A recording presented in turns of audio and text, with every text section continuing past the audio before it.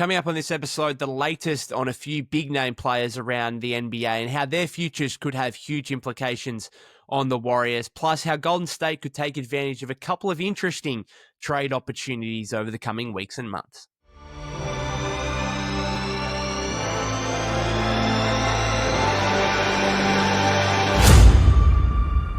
Welcome back to the Golden State with Mates podcast. Been a little bit here since the last episode. I've been dealing with a bit of a cold. We're coming into winter time here in Australia, and it's, the weather's taken a turn for the worse, and it's almost inevitable that we, get a little bit sick at this time of year. Also been away from home for a couple of days as well. I'm a bit down in the dumps here Wednesday morning after Tuesday night. We'd lost our Social League quarterfinal, so we have been eliminated for this season, which is incredibly disappointing. We lost 37-31 in perhaps one of the most frustrating games of sport, let alone basketball, I've ever been involved in. We had three occasions at the end of the first, the second, and the third quarter where we had possession with like less than 15 seconds left in the quarter.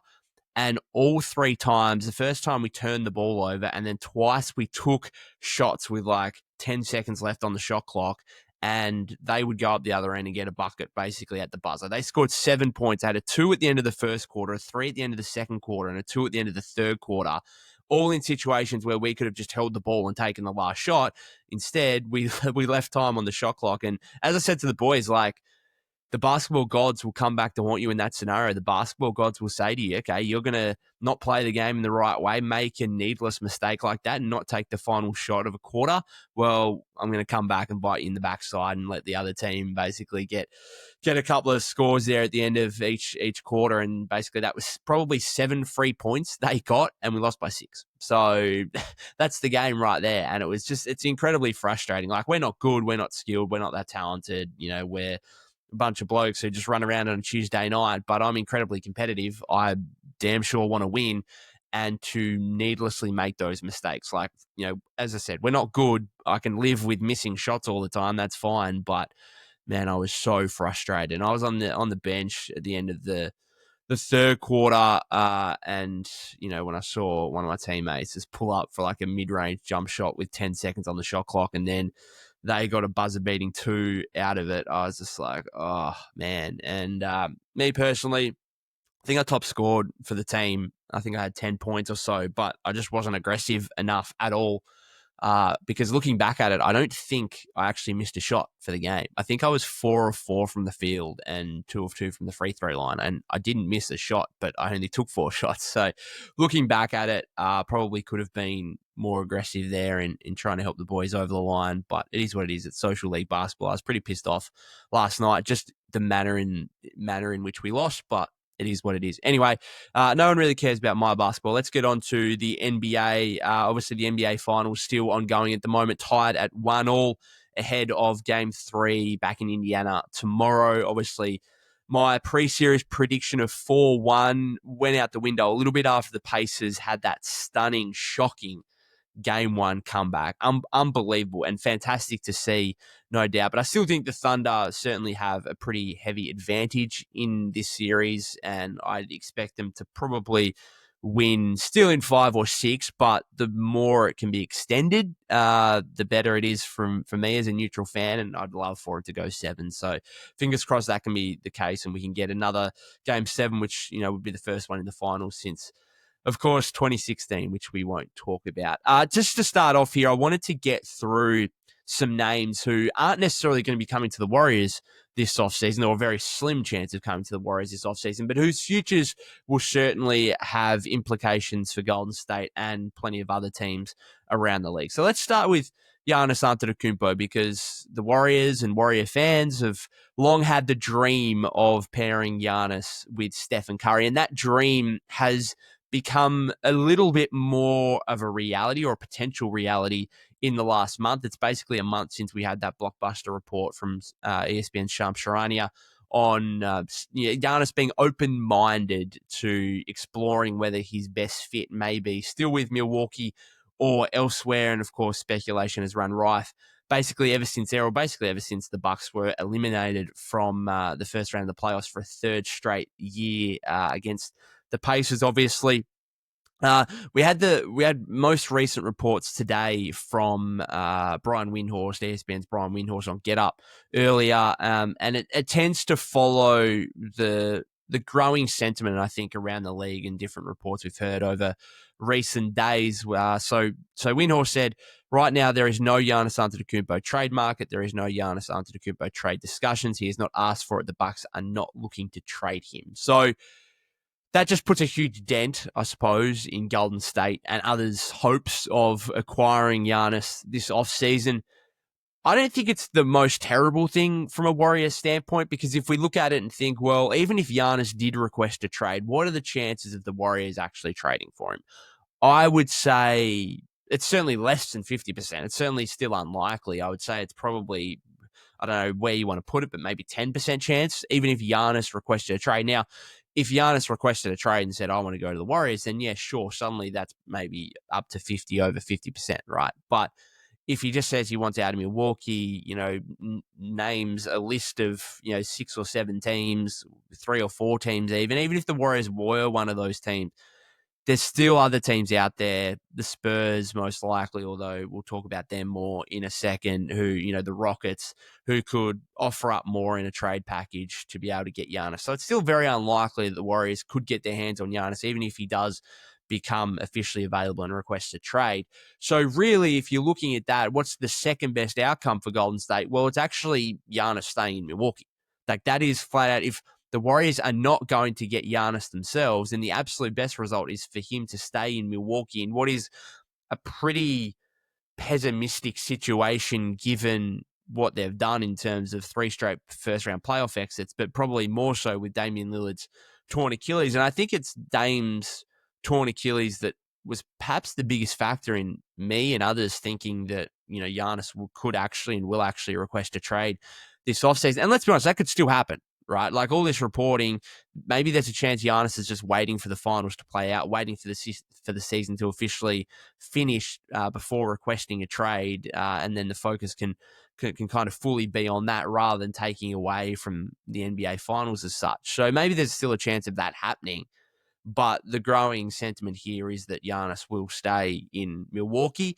And I think, again, from a Warrior perspective, that's a good thing. If they're not going to get their hands on Giannis, then him staying in Milwaukee, staying in the Eastern Conference, like, the absolute worst case scenario for the Warriors would be Giannis becomes available and then he goes to a team like the Spurs, the Rockets, or frankly, any team in the Western Conference and tips the balance of power even more so in the Western Conference's favor, because the contrasting quality right now between the two conferences is not good at all, and that would only become worse if Giannis was to join the West. So really, I don't think it's terrible news for the Warriors that Giannis could be staying at the Bucks after all. Again, if they're not going to get their hands on Giannis themselves, then I think that's the best possible result. Moving on here, Kevin Durant, right?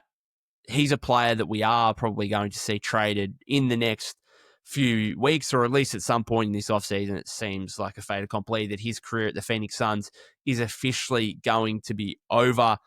A little bit more concerning, I think, for the Warriors here in terms of the KD reports as opposed to the Giannis ones, with KD obviously rejecting a reunion with the Warriors in early February before the Jimmy Butler trade. There seemed to be a trade lined up. I know Draymond spoke about it recently. Was that on the Jimmy Fallon show or something like that?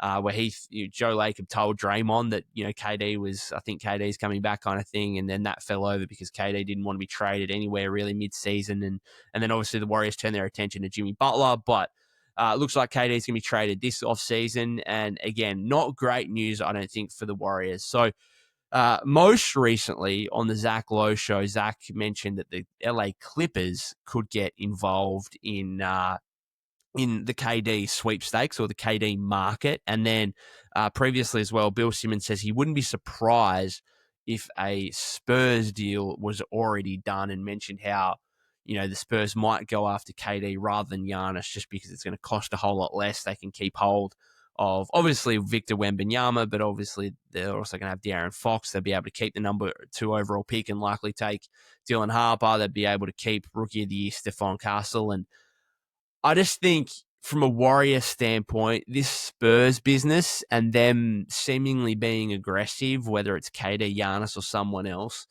this is proving really problematic. And we've already had this discussion before on how the Warriors could potentially, keep track with the younger teams in the Western Conference. We've already seen the Oklahoma City Thunder are now the reigning Western Conference champions. Like, they are already at the top of the West and not likely going anywhere anytime soon. And then you've got a young team like the Spurs who are surging up.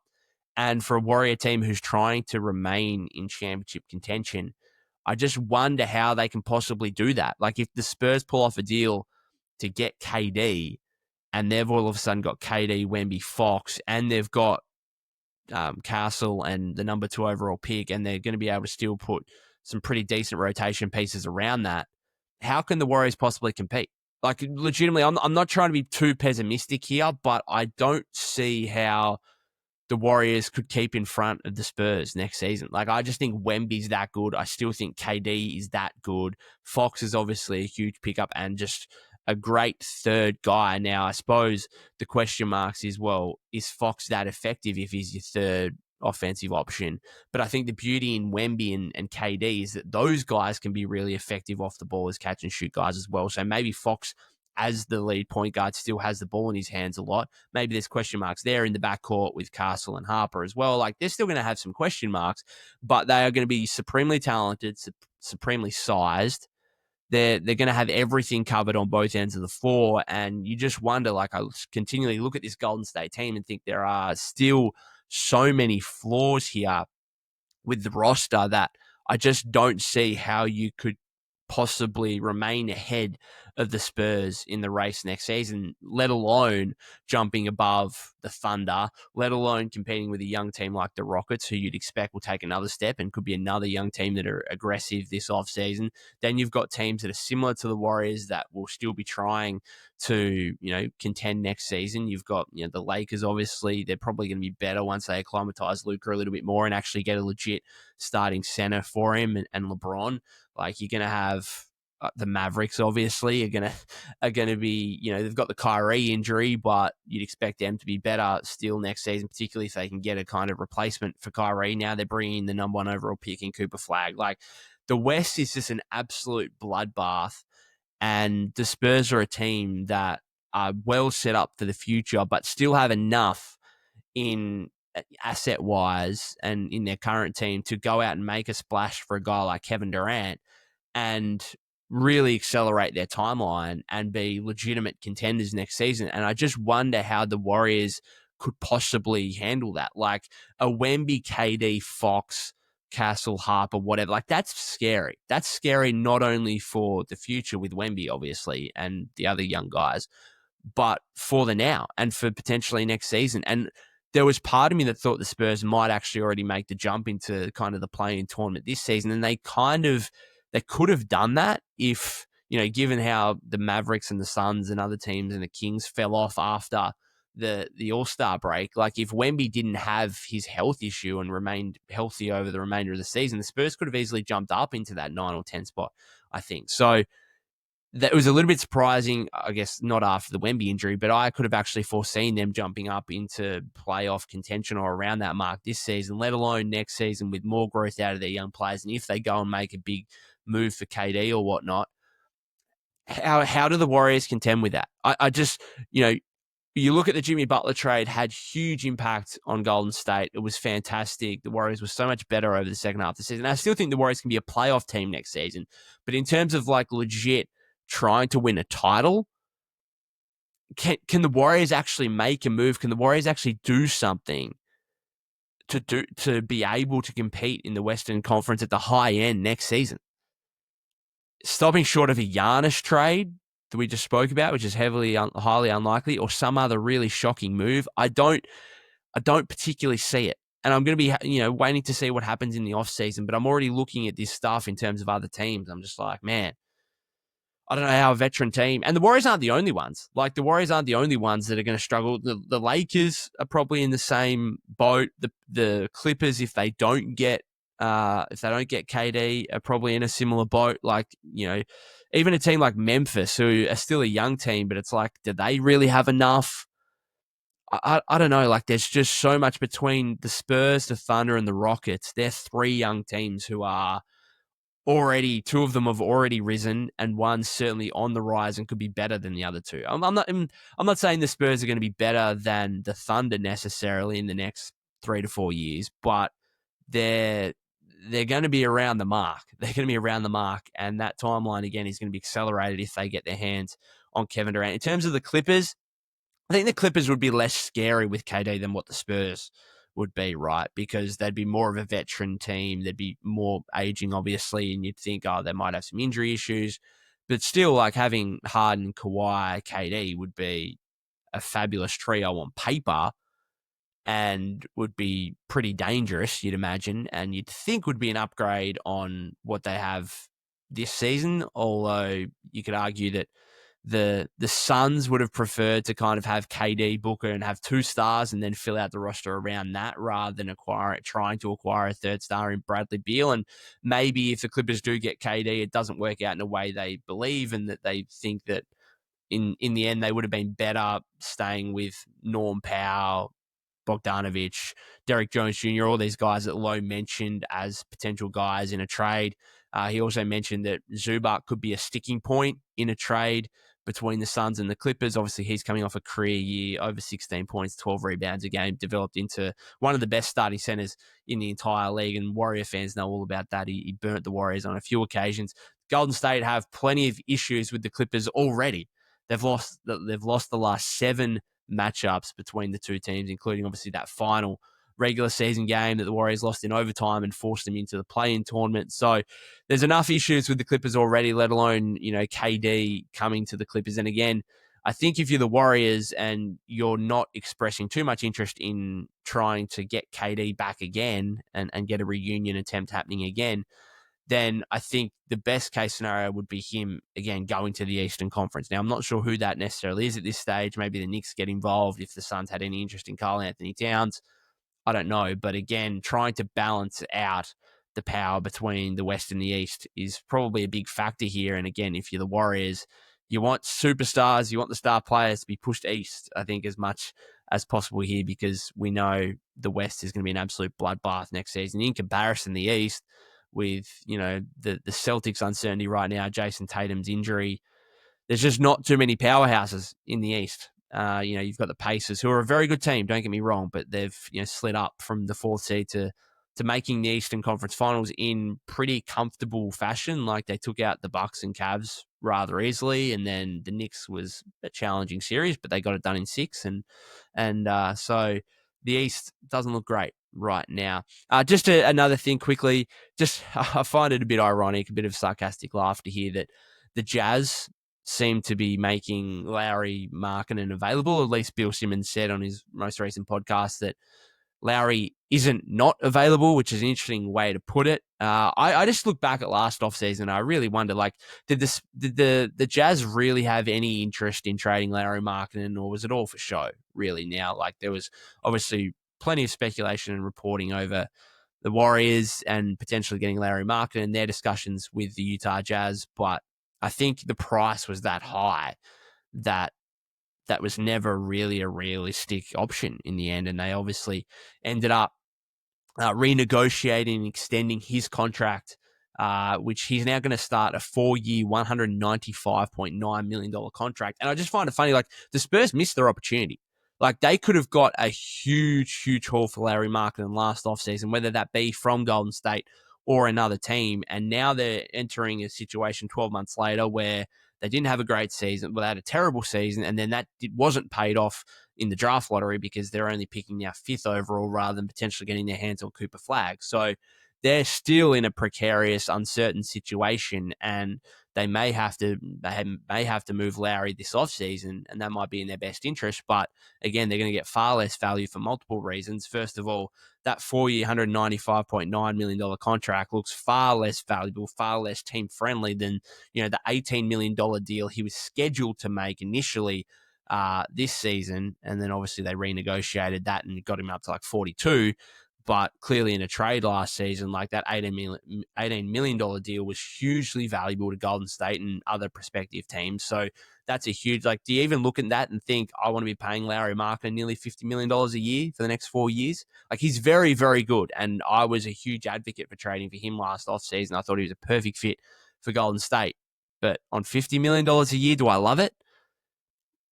I don't love it. Like, it's probably okay. I think there's still going to be teams interested in Lauri Markkanen, but I don't think he's like this absolute huge team friendly contract that you're going to be salivating to be targeting. Like, I don't know. We'll wait and see. His form this season wasn't great. Now, some of that to me is, well, he's playing on Utah. They're not really looking to win. Like, they're sitting him randomly because they don't want him to play. Like, it's hard to find consistency. It's hard to find a rhythm. So I get that, but undoubtedly the numbers, like his all-star year 2 years ago, he was over 25 points a game, like nearly 9 rebounds, shooting 40% from three. And I think this season he was 19 points a game. His rebounds were under 6.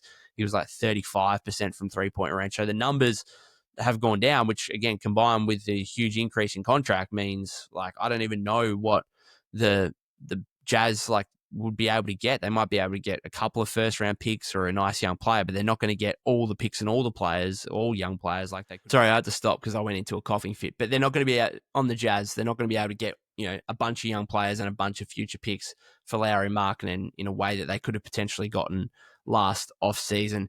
The other team that I wanted to mention here more so than a player, just in regards to the Golden State, obviously we look at them and think, okay, we need a new starting center here, ideally next to Draymond, Trace Jackson-Davis, Quentin Post, Kevon Looney, not really getting it done in terms of being a certifiable, proven, reliable starting center.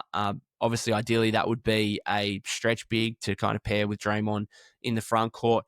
Well, the Detroit Pistons are a team that are also in the market for another big man and preferably a shooting big to kind of create a tandem, I suppose, with Jalen Duren there. If they hold on to him, he's got an extension possibility coming up here, which could complicate things. But it has been reported by Jake Fisher that the Pistons are in line for a big man, and that could potentially have implications on Golden State and who they're trying to target this offseason in the center market. Fisher linked the Pistons to Miles Turner, even though there's strong reports, even Fisher himself saying that there's very, very high likelihood that Turner remains with the with the Pacers. And then obviously Naz Reid has also been linked to the Pistons as well. So I think they're kind of in a position where they can create a little bit more salary cap room, obviously, than the Warriors. They've probably got more assets than the Warriors to utilize in a potential trade, which means the Warriors, of all the kind of veteran or, spacing big men available on the market this offseason, the Pistons are probably going to have first dibs in terms of they're going to have the assets, they're going to have the salary cap room to try and maneuver and execute a deal with some of the bigger name players.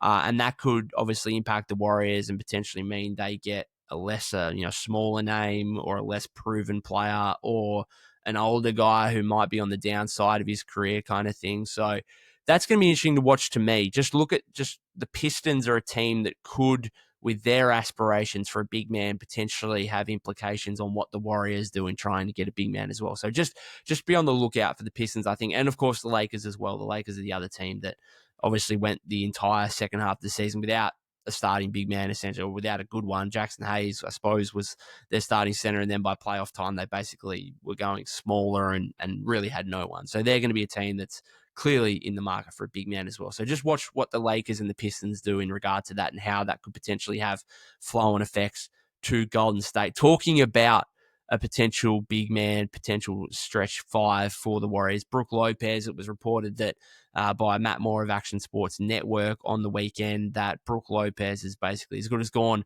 from Milwaukee, which is the first tick, I suppose, if the Warriors do have interest in Brook Lopez, is the fact that it seems like he and Milwaukee have no real interest in reuniting this offseason. So Brook Lopez will be available, will be on the market as an unrestricted free agent. Of course, it's going to be interesting to see what he gets, what financial offer he gets from a team. I do think at 37 years old, he's probably at this point, what is he, 17, 18 years into his career, he's probably at a point where he may be looking to prioritize playing a big role in a championship contending team rather than necessarily looking for the biggest offer. And that's where the Warriors could potentially come into it and say, hey, we've got a starting center vacant spot here that you could come into.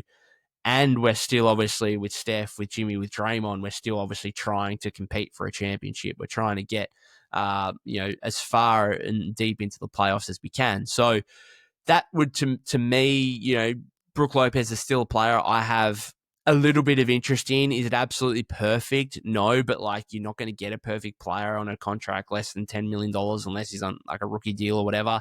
So he's old. There's starting to be some defensive concerns there, but he still shot the ball really well from three. And just the theoretical idea of Brook Lopez does make a lot of sense as a 3-and-D big to pair with Draymond, to have that guy on the perimeter who's far more experienced and proven and played in big games compared to a young guy like Quentin Post, who we saw shrunk a little bit and was far less impactful and played far less minutes during the playoffs. So just be on the lookout for Brook Lopez. I know the Lakers have also been linked to him pretty strongly over recent weeks here. It makes less, I think I've mentioned this on the podcast before, it makes less sense to me, the Lakers, because I think they should, want a pick and roll guy who can throw down lobs and stuff from Luka. Maybe they get both. Maybe they get a rim running lob threat and also a space five like Brook Lopez. But we will wait and see what happens in free agency. I think things will really start to heat up once these finals finish and we get closer, particularly to the NBA draft later in the month.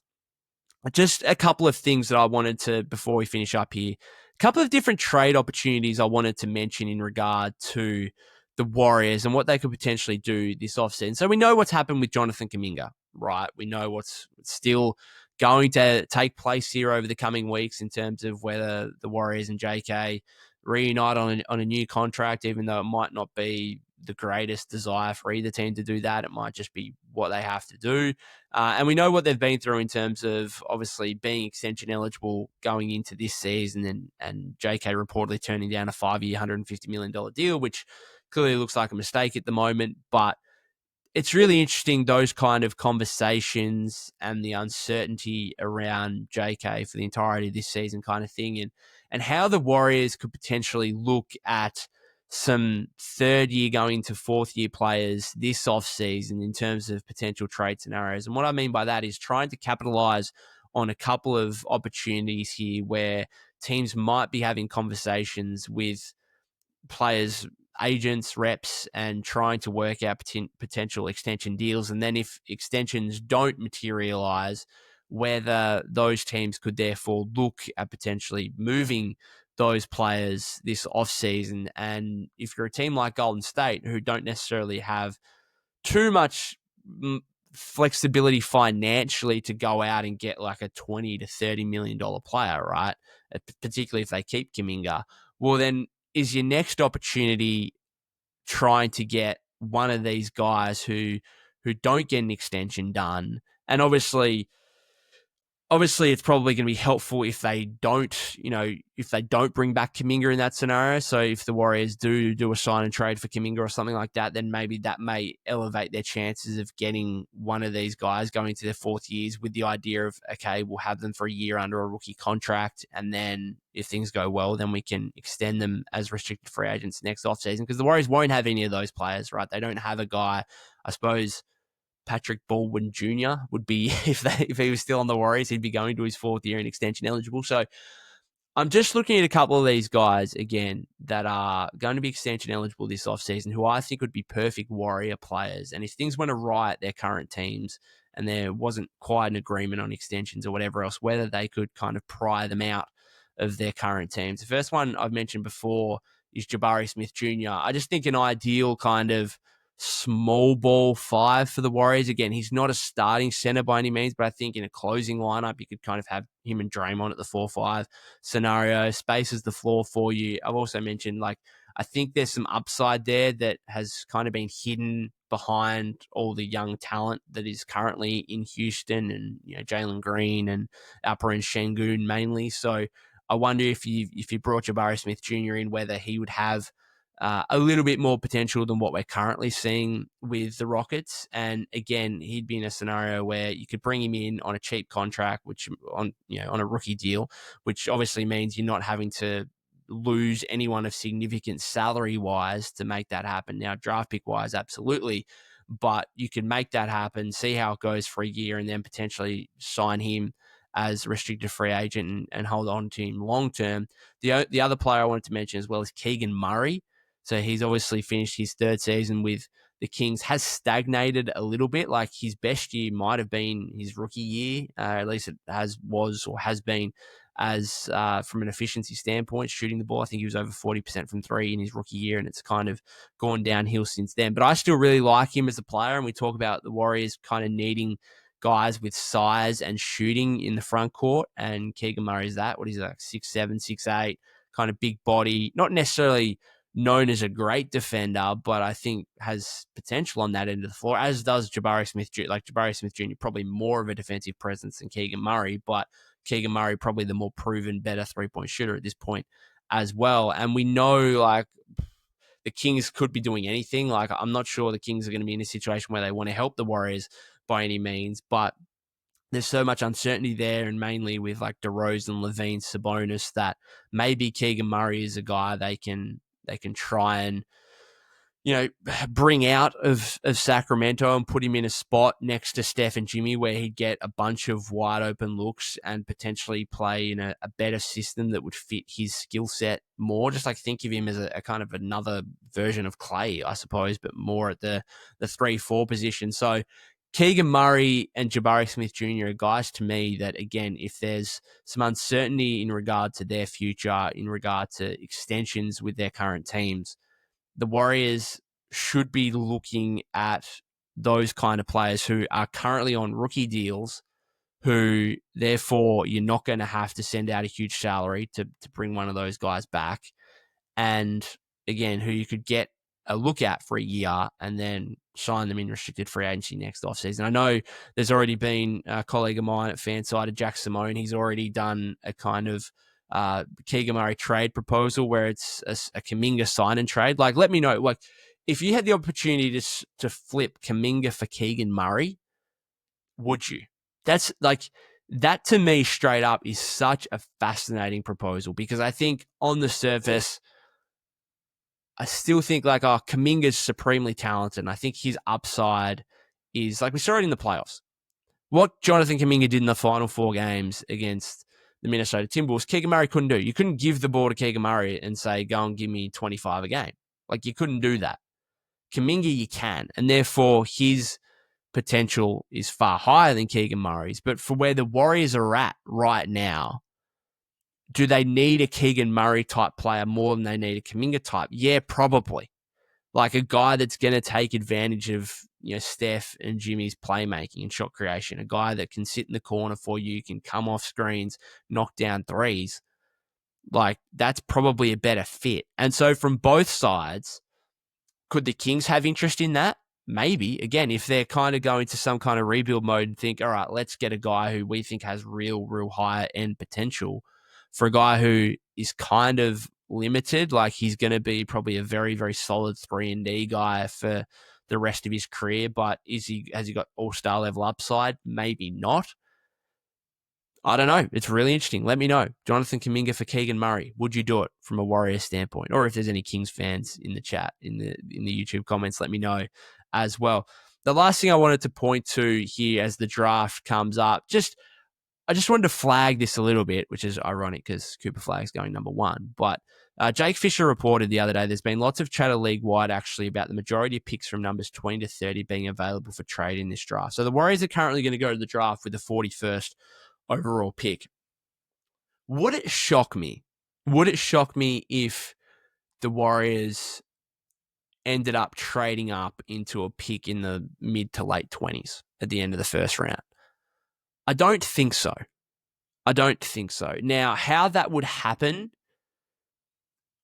wait and see, because you've got the issue of, like, if you trade a future first round pick for, even if it's protected, for a pick in the late 20s, right? their mid to late 20s, then that's all of a sudden an asset, a future asset that you no longer have to use in another trade, particularly if a big name player becomes available, Giannis, for example. So I don't know how it would necessarily work from that standpoint, but I just wouldn't be shocked if Mike Dunleavy saw a guy on the board at 25, let's say, and I don't know who it is. I don't really know enough about these draft prospects at this point to be able to say who that guy is. But if there's a guy available at like 25, 26, somewhere around there, would it shock me if Mike Dunleavy said, I really want that guy. He's not going to last till 41. Can I have a conversation with one of these teams who's seemingly going to be more than willing to move on from their pick to try and get that guy in? Because I'm a big advocate for, and it's why I'm super give super credit to Mike Dunleavy for what he's done in the draft the last couple of years with Pods, TJD, and Post. Is like, it is so valuable at this time in NBA history with the first and second tax aprons. Like, it is super valuable to go and get a rookie that you think can play for you and play a mid-rotation, 15, even if it's just 15 minutes a game. If you get that guy on a rookie contract for 4 years, that's incredibly valuable, right? Given the CBA restrictions, to have a guy on a rookie contract, a guy in the mid-20s is going to be making like 3-4 million a year. That's super valuable, particularly to a team like the Warriors who are paying 60 mil to Steph, 50 mil to Jimmy, 25 to Draymond, who will see what happens with Kuminga, whether they, sign him to 25 to 30 or they trade him and other pieces for another guy making 20 plus. We'll wait and see. But getting a guy again who you think can be a rotation player for you, that's incredibly valuable. And from that standpoint, I think Mike has shown his capability of identifying talent and also making kind of minor moves to acquire that talent. Like, you only have to look at last year. You have the 52nd overall pick, you trade it for Lindy Waters, then you buy it back essentially and draft Quentin Post. So I don't know, just be on the watch for that as well. Like, if it comes to the mid-20s in the draft, I wouldn't be totally shocked to see the Warriors trade up, even though you would look at it and say, well, why would the Warriors trade up in the draft when they're a veteran team who, are looking to win a championship next season? Why would they use assets to trade up for a draft pick? Well, I just think, like, particularly if you lost Kuminga, then all of a sudden your young talent is kind of, there's not much there, right? Aside from Pods and TJD and Post and Moody, I suppose, if you keep him. There's not much there necessarily. And also just the cost control of it and getting a guy on a rookie contract for 4 years.